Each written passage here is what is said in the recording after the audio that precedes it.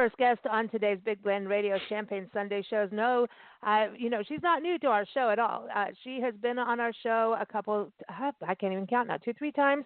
Maria Coder, she is a publicist, especially working with bed and breakfast lodgings, and she started a campaign called the Still in Business campaign at the very beginning of the pandemic to help bed and breakfast. And from there, we started working together and getting to know each other. She's been on shows, and she still does a lot in regards to bed and breakfast PR. So you can keep up with her at her bed and breakfast PR. She'll tell you the website. Today, we're actually focusing on a new project that her and her daughter created. It's called Rosie-Reader, and you go to her website. It's Rosie-Reader.com, and this is like a complete literary adventure for kids, but it involves crafts and printouts and games and all kinds of cool stuff that together on, especially now, all the homeschooling and everything that's going on, it's really developed for ages 3 to 5. But welcome back, Maria. How are you? Thank you so much. Oh, it's so much fun to always be here with you and Nancy.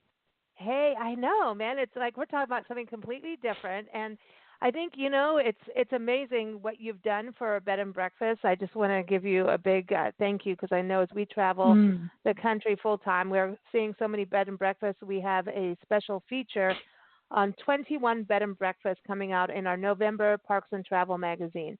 And that is because directly from you. There's a few B&Bs that we know from our other things, but I want to just say Maria is awesome with what she does, and she'll be on a future show talking about that. But Rosie-Reader, so Rosie's your daughter, and this is something you guys created together. It is. She's 3 years old. She loves to read. Well, we read with her. And the more books we read, the more we would talk with her friends about it, the more she would want to share her adventures with her friends. And so we decided, okay, let's share it with more people because we do a lot of fun things that I think a lot of people could use right now. There are a lot of parents who are busy. They're strapped for time. They're trying to juggle, working from home. And some are homeschooling. Some are just, trying to keep the kids busy. They're not necessarily in school, but they're looking for fun and educational things to do. And this is a great resource because you go, you print, everything is free. If you don't have a printer, there are things you can do that don't require a printer. So there's a lot of cool things. And, in a nod toward what you were saying about Taco Day, we just uploaded a review on Dragons Love Tacos, and there's a craft to make a paper taco. So if you're, on a diet or watching your waistline, this is a great activity for you because you go and you print and make your own paper taco, and it's just something you can do with a very small child and have a lot of fun and not gain any weight. Oh, you mean Nancy can't put her M&Ms in the taco? I could put them in a paper taco. Oh. Well, I love it. The website is so much fun. You've got, pretend binoculars, all these crafts that you can do, and then videos how to do it. It's super fun, and it kind of goes, we can do things, and I think it's inexpensive things that you're doing. The number one, what you've done is it's free for people going on the website. Normally people charge over this, but this is economical, and I think at times right now, parents, everybody's in a different position because of COVID financially. So these are things that you've taken creativity to a whole different level. This is fun. I don't think we have to be 3 to 5 to do this. This is fun. No, you can do it at any age. We just the books that inspire the activities are geared toward the younger crowd. So how do you find your books? So you're getting books, and these are books that are for kids. You read together, and then you take and make these videos and these projects and games from them. Yes. Well, we've been up for a whole week now. So we started the initial round of books are, books that Rosie really loves. And so we went through the bookshelf, and she picked the books that she liked the most and that we would review first.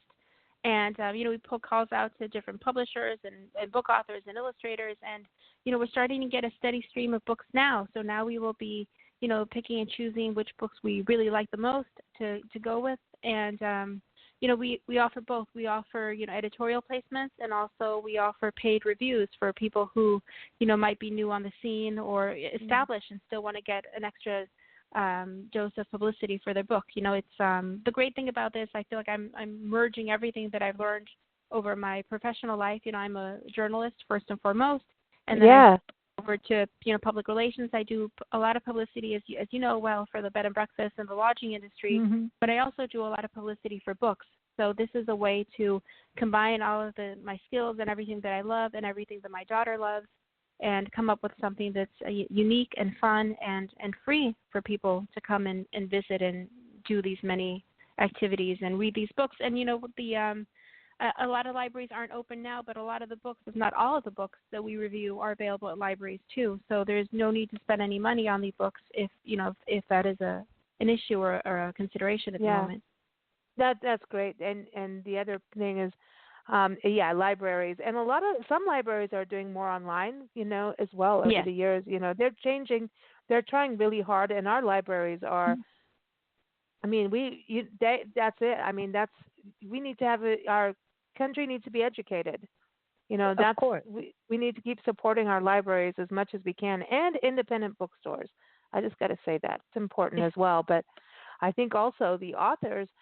I love what you're doing, because the authors, they spend so much sweat equity time on creating a book, and then the business part comes in, and that's almost harder and more work to get the book out there to people than creating the book, So, and it's a hard time, but this is a fun way to get it out there and let people know about the different books out there for kids. And you're doing it with your daughter who's reading the book. It's kind of like a book club for kids. I could see parties, like Zoom parties with this, Yeah, there's a lot of ways that we've thought of, doing more with it. And we plan to, but again, it's our first week, so it's this on top of everything else that we're doing. So we are taking it slowly, but we do plan to ramp up and add more pages and more content as the days go by. Yeah, no. It's really cool. I remember my aunt signed me up for some little craft package when I was a kid that would come every month with all the things that you needed to make one little project. And it was a little tiny box, and the crafts were not difficult to do, but it taught you how to follow instructions, and it taught you how to build things and your hand-eye coordination. It helps that. And I used to get so excited about this little tiny box that would arrive and make this one little craft project. It was something really special to me. And I think what you're doing is going to be like that. Mm-hmm. Oh, thank you. I do hope to grow it into, and sometimes I think about growing it into like an official book club. Other times I think about growing it into, a craft like subscription service. So I think there's many different ways, many different things to do. And we're going to see what, is most popular. The videos are very popular. We've also added our first Spanish language video to the website, because I'm bilingual, speak Spanish, and that one is incredibly popular. So we, as we move forward, we'll see what people like the most and build upon that, because we wanted to, it's from a 3-year-old and when she grows up too, but it's from her perspective. The features are written, the stories are written from her perspective, the reviews are written from her perspective. Social media is mostly driven from her too, from like the things she sees, the things she says. And, of course, I'm the one that's doing the typing, but, we are trying to find what it is that she likes and what engages her the most, because she is our demographic, and then going from there to bring that to other people in the different ways that seem to resonate with them the most. Oh, I'm excited down the road to see what she thinks about this when she's grown up. Like, and see how this kind of what you're doing with her, how that grows with her as a young girl and going into being a teenager. These skills that she's doing as this project grows, because I think there's something, Nancy and I was always involved in projects that what was going on, where if we're traveling, and as a kid I was always kind of like, you're going to have a chore. I mean, even I was laughing about your binoculars, the make the pretend binoculars when I was a kid in Kenya. So she's a photographer doing all the fancy photography, and I'm like, I want to be a photographer. And that we're talking about in the 70s. And she's like, I was a little kid, and she's, you're talking developing film in Kenya. This is not normally easy. It's not going to happen. We're talking a lot of money. And so she made me a camera, and it was a fake camera. And I walked around with a box, but I learned, I developed an eye out of that, of how to take photo composition. Even still, I developed that. I wasn't taking photos, and then she would I thought that half the photos she took, I took, but that's not, it doesn't matter. But I went around with her taking photos, and it taught me to observe patience, creativity, so, I mean, it's like Nancy and I are going to hike, we'll take 2 hours when someone will take 20 minutes because we see all the different little things. Mm-hmm. And it's at all different through levels. photography. But it all comes from that little fake camera. And look at what I'm doing now is photographing the country. So I think I love what you're doing, because for Rosie, I'm dying to see what happens for her through her journey of life with this, because it's cool that it's a family project. I'm so excited too. The other day we had our first ever editorial meeting, because we're trying to come up with an editorial calendar, and the conversation went like this. She said, unicorns and space and chickens and chicken wings. And I was like, okay, great. Now let's try to figure out like what month we're going to tie it to, because like there's Taco Day, like there's different events that happen throughout the year. We want to tie these different things to that. And she said, okay, just make sure we get unicorns and space and chicken. She has her agenda of what she wants. That's so funny. And I think it's very cute. And we so I wrote it all down, and then I have to go back and search. There's those different websites to figure out when to time things to reviews to, and have an editorial calendar in place. But we're also coming up with like right now we just launched our first Halloween ebook. It has about 30 pages of free activities from kids can practice cutting strips of paper. They can practice tracing letters. They can practice coloring. They can use those sheets to paint on. She did a lot of painting with them, and then she cut out some circles to make a path along from one side of the page to a haunted house, because it's all Halloween themed, and it's all free. And so we're really taking a lot of pride in creating really great content for people, and we hope that people love it as much as we do. We take a lot of time. We although that was our first official meeting, there are a lot of conversations in this household, especially over lunch and dinner, over what we're doing, what we want to do next, what we think, what we like, what we didn't like, what we want to do better. So it's a never-ending conversation here, and I really love what a little entrepreneur she is. She's starting to understand more and more of the world. She knows that people are sending books for reviews. She knows that people are interested in buying ads in the newsletter, and so we're talking about what that's going to look like. And so it's just really cool to see her light up, and she's starting to come up with ideas of her own for things. So it's really, really fun.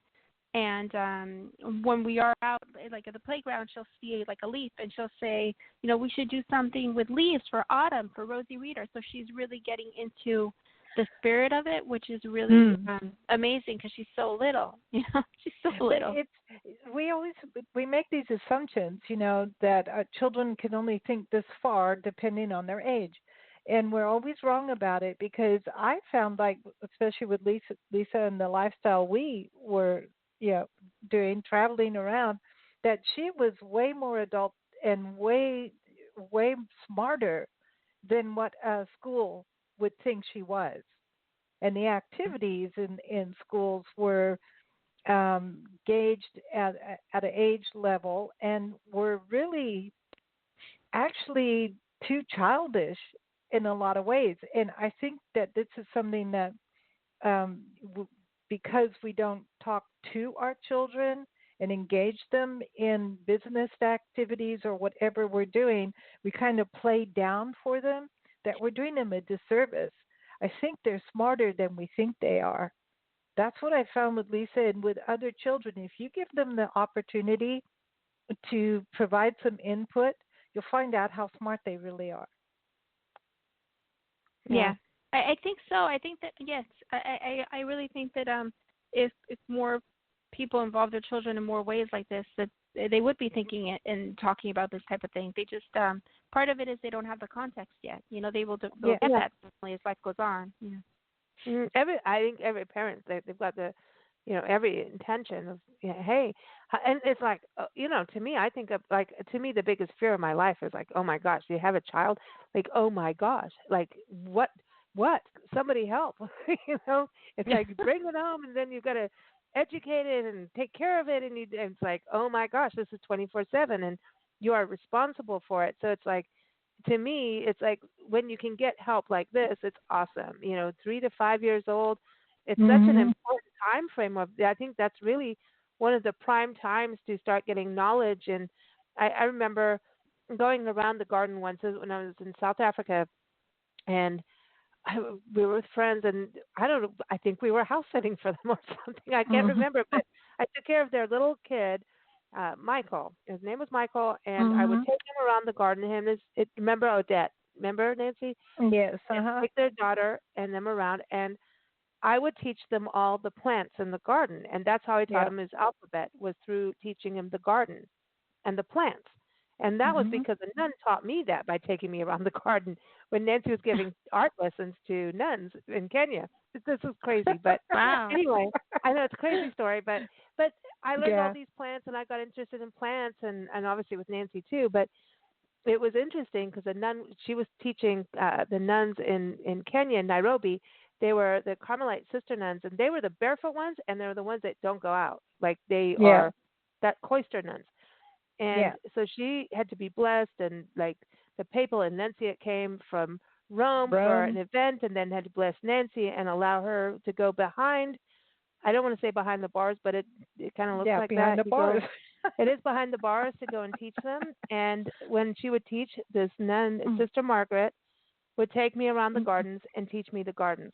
Then I wanted to be a nun, but that didn't happen. But anyway, but so it was funny. But then in South Africa, it was when we first got country, we reunited with friends that we knew from Kenya, because everybody had to get out of Kenya at that time, just like we had to leave South Africa.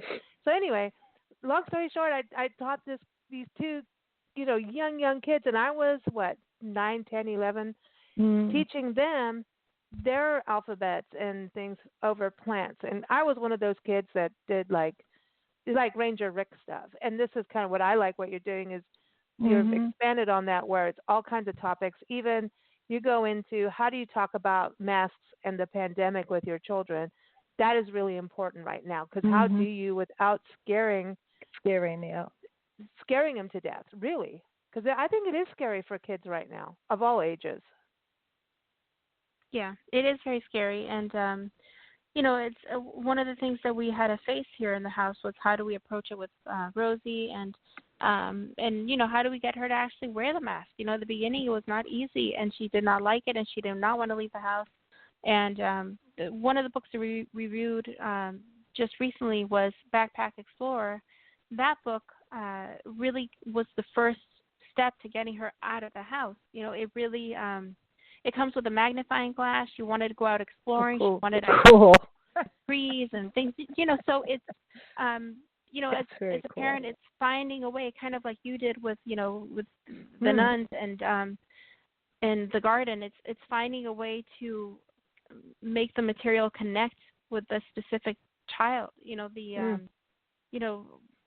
My daughter loves to explore. She loves to go out and do. At the start of the pandemic, the mask kind of put an end to that. She did not want to go out. She did not want to wear a mask, and she was just scared all the time. And finding these different books and different activities, and then finding a way to cater them to to Rosie and to different children out there, I think is really the way to do it. Which is why when we put the featured book reviews together, we have 3 different printables. Ideally, people will do all 3 of them. I think most people will, but you have a choice, right? Like if there's something there that your kid will not like, you don't have to do that. You don't have to do any of them, but you can definitely skip over that one and go to something else. So there's different ways. People learn in different ways. Children learn in different ways. So there's not just the printable. There's also videos that you can watch, and also there's a book-inspired play idea for each featured book, and those come with these child-friendly illustrated instructions. it's basically, if you were to look at like a stereo instructions with the little the wording or the complicated drawings, but these are drawings that are made in black and white just for children. They're only 4 frames each, and the idea is that the child can look at the instructions and lead the activity on their own. Like they will engage you instead of you engaging them. And so there's different types of ways to involve a child in just one book, and we think that that's really the thing that'll work, because what might not work for one child with one book, we have these different approaches, so there's different ways to reach a child who might really actually like a specific book, just hasn't, really had a way to engage with it in a way that makes sense to them yet or that resonates with them yet. Yeah, because you learn you're either you could be more visual as a person, or you could be more audio as a person. So we all learn in different ways according to the DNA that we have. I know with Lisa, she was very much she wanted to do things, physically do things. So I've got photos of Lisa leading the plants in the garden in Kenya in an orchestra. She had a conductor's little ton, and she went out into the garden and she called all the plants together in a section of the garden and gave them you're going to do this and you're going to do that. And then she would lead the orchestra, which I was looking at like, man, what the heck is she doing out there? She was teaching them to sing. And it was, I'm like, this is really interesting. I don't know if I did that as a kid, but that's what she did. I'm like, this is really cool. So I've got photos of her leading the plants in a choir, so to speak, or an orchestra. And it's like if you give your kids a chance to really play out and be what's in their mind, you find out so much more. And who wants to leave that? Telling them. Who wants to leave that zone as a kid? Like I think it's super fun. I mean, Maria, that's what I wanted to ask you. Like, how much fun is it to do these activities? Yeah. Because I want to color in. I mean, they found out. Look at the coloring book explosion, right? When that hit, adult coloring books turned out to be this huge thing. I know coloring pages. We did a website with coloring pages, and it had hundreds of thousands of downloads for parents. Yeah. So I know, like what you're doing, it's going to totally take off. I know it, But how much fun is it to do that? Because isn't that part of it for the parents too, to actually take time and be a kid again for a while? It's so much fun. I love thinking about what we're going to do. We love talking about it. We love putting it together. We actually have a graphic artist we work with that, takes our idea and makes it happen, because we're not that graphically savvy. But we really enjoy when the items come back. We test them out, make sure that we really like them, that it's something we would use. And, I don't know who has more fun doing it, Rosie or me. I really I love it. And there's something, as an adult, I feel like there's something therapeutic about coloring. There's something that's really nice about, cutting this out and gluing it together. And there, in a matter of like 5 to 10 minutes, I have a finished product. I mean, when I look at my own work in my own life, it's rare that in 5 to 10 minutes I can go from scratch to finished. Like a lot of things take time, or have to wait for people to get back to me, or maybe I hand it over and the final result is different from what I was hoping, but it's not my final result. I get paid to do this or that. So this is something that I think for an adult, you're seeing the whole process and you're completing the whole process, and you have something to show for it, which is not something that I think a lot of us can say that easily or that readily nowadays. Right.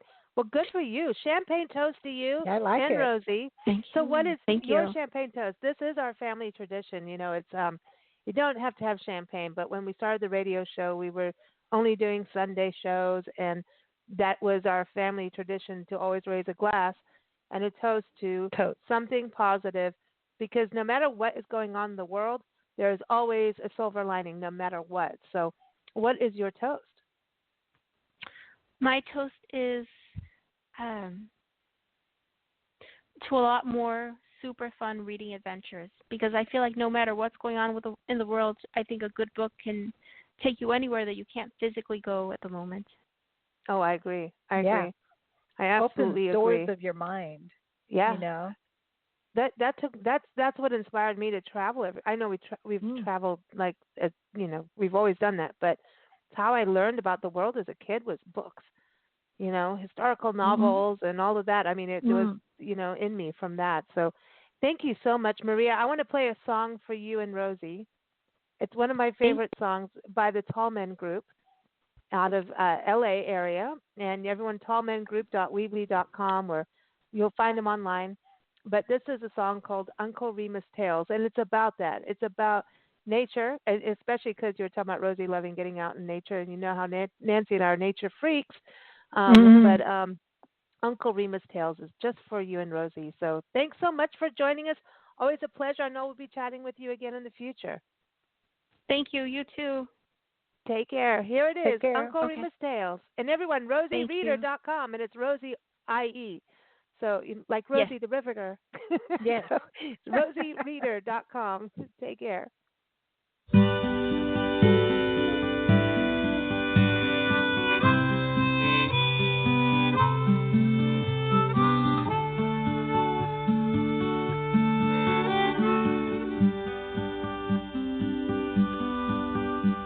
He come home from work, I was already in bed.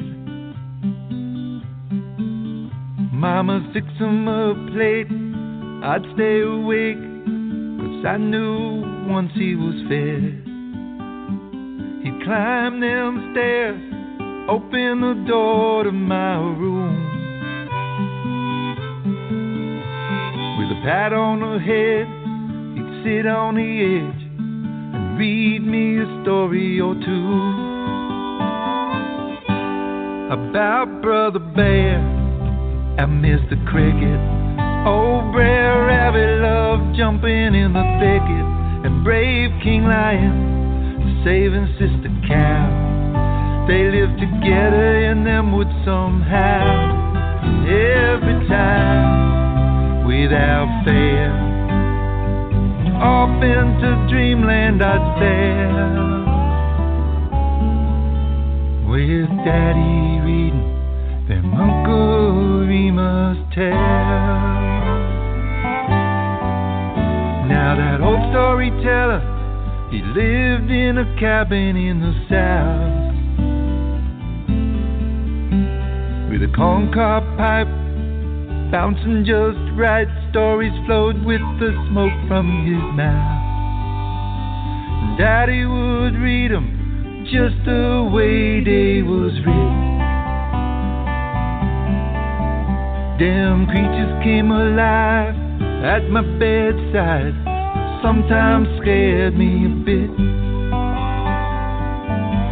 Like when Sister Fox met Swamp Gator, that gizzard eater nearly ate her. Don't be frightened now, Brother Frog, you'll be safe in that old hollow log. And every time, without fail, off into dreamland I'd sail, with Daddy reading them Uncle Remus tales.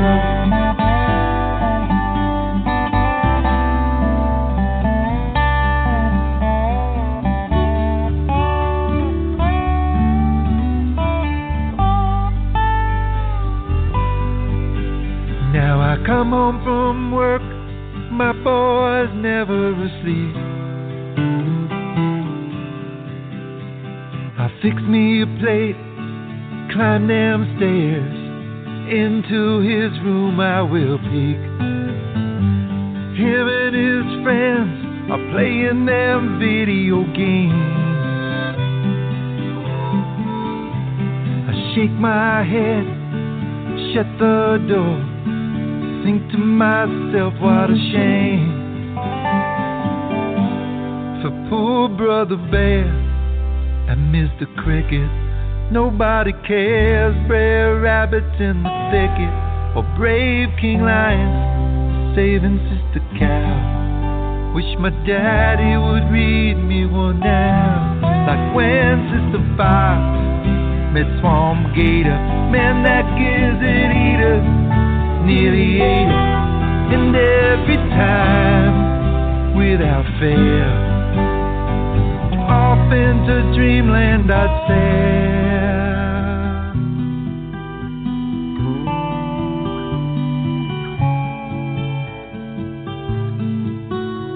my daddy reading them Uncle Remus tales. Some nights we'd both fall asleep to them Uncle Remus